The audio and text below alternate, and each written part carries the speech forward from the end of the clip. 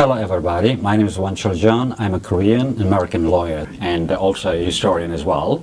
I worked for the United Nations High Commissioner for Refugees during the Russian-Chechen War, and I always was interested in the history of Ghenghiz Khan and his true origin.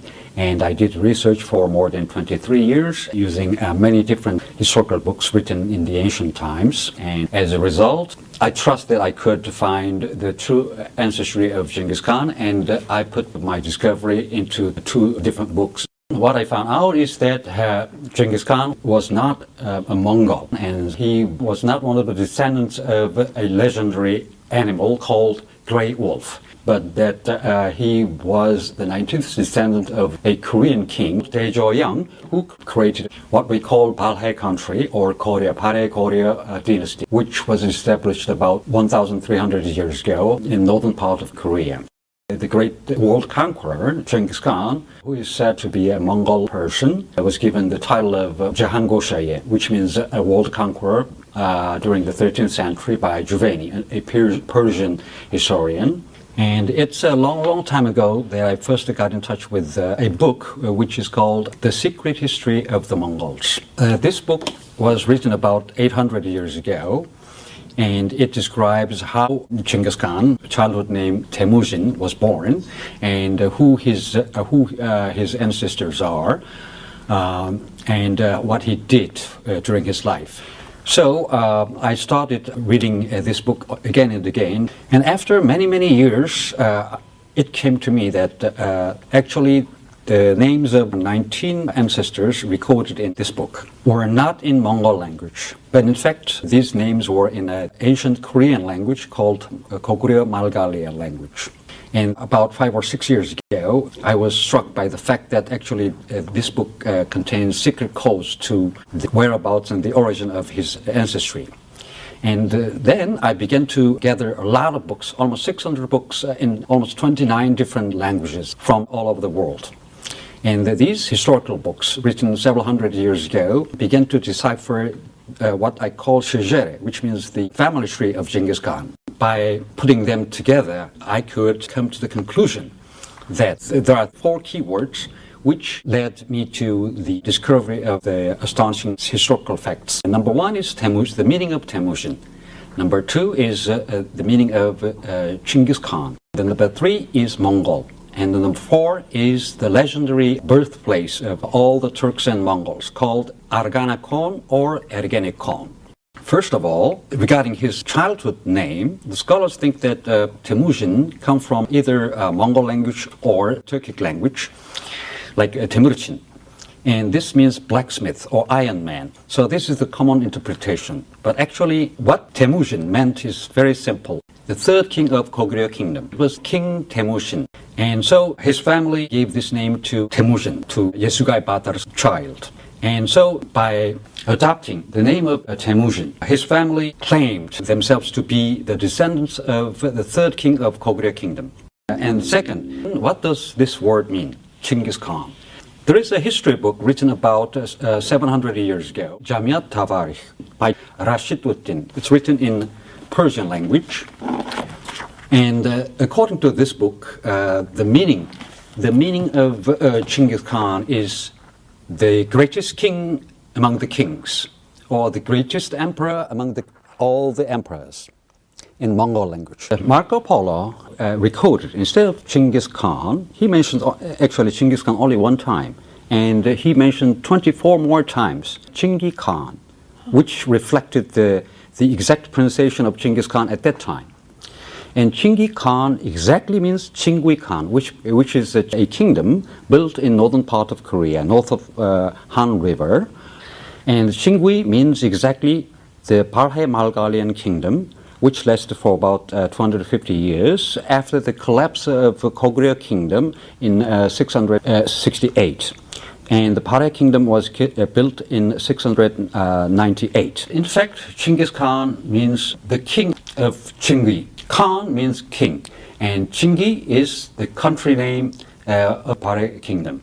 So what the Ghenghiz Khan means is eventually that Temujin, by taking this title, claimed to be the king of Chingui, meaning the king of Korea, rather than emperor of all the emperors, as interpreted by Rashiduddin about 700 years ago.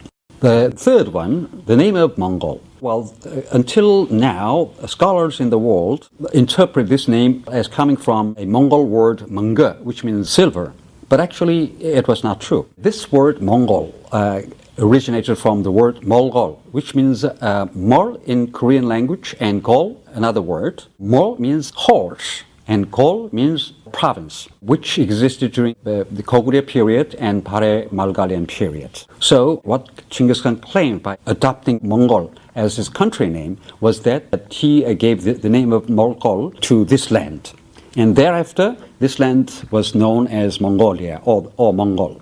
And the fourth and last is that currently the Turkic people, like the Turkish people, Azerbaijanis and Turkmens and Uzbeks, Kyrgyz and Kazakhs, call Ergenekon Khan or Arkana Khan the legendary birthplace of all Turks and the Mongols. But they don't know where that is. But this book, Jamiat Tawarikh, once again mentions a legend of a war which took place between the Turks and the Mongols. And another book, which is called Arba Ulus Tarikh, or The History of Four Countries, written about 650 years ago, mentions about a war which is called Great Tatar-Mongol War. And at that time, the Mongols and the Tatars had a big war, and all the Mongol soldiers were killed, and there were only 2 people left alive. And they went to a legendary, beautiful place where there were lots of fresh waters and grasslands. This is called Arkana Khan. I did research on this subject, and I found out that, amazingly, this place is what is called now Amrokgang in North Korea, which divides China and North Korea. And the pronunciation of this Amrokgang at that time was Avronekon. And the prefecture of Avronekon was exactly the western capital of Balhae state, Balhae-Malgalian kingdom. The 2 persons who fled to Ergenekon, one of them is called Kian, according to the book. And he became the direct descendant of Ghenghiz Khan. And the second person, his name is Nekus or Linkum. He became the forefather of what they call Darlakin Mongols.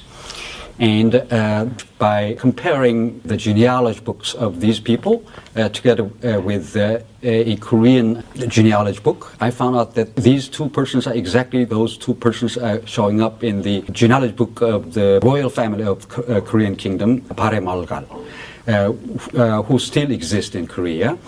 And the name of Kian, according to Rashiduddin, the meaning of this person's name is said to be a strong stream running through the valleys in Mongol language.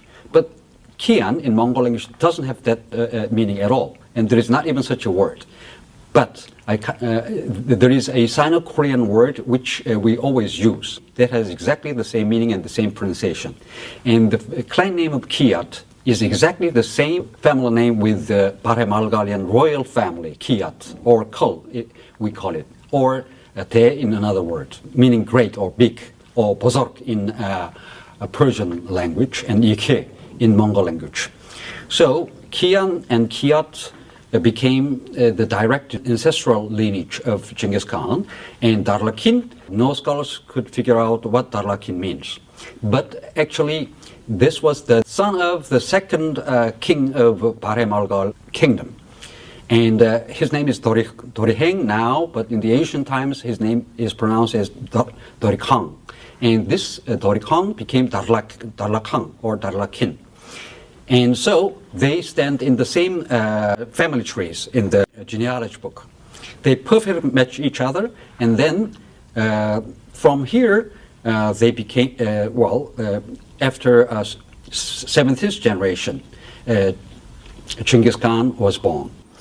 And so I could find all the truth of the legend. Ghenghiz Khan was chosen as the most influential and greatest person during the past millennium by Washington Post in 1995. And he is also depicted as the creator of modern world, as an American historian, Jack Wedford, put so. And Koreans and the Mongols and the rest of the world are all connected with each other through these stories. I'm very happy to report about my discovery to the whole world community, and I wish that there would be more people who would be interested in this historical fact and do researches and work together. Thank you very much. Hello.